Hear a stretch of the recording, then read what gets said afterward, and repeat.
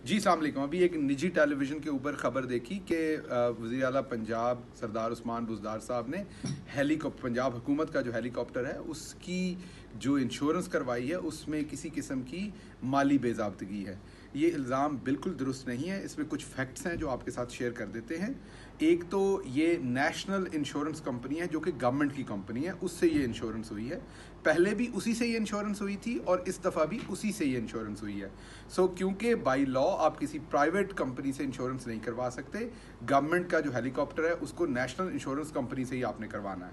अब इसकी कीमत वो कह रहे हैं बढ़ गई है, उसकी वजूहत बता देते हैं जी। उसकी वजूहत ये कि पहले 1 साल की इंश्योरेंस हुई थी जो 2.5 से 3 करोड़ में थी। ये जो इंश्योरेंस हुई है ये तकरीबन पौने 2 साल की इंश्योरेंस है। इसमें पिछले साल के भी रहते हैं और अगले साल के भी, तो ये तकरीबन पौने 2 साल की इंश्योरेंस है।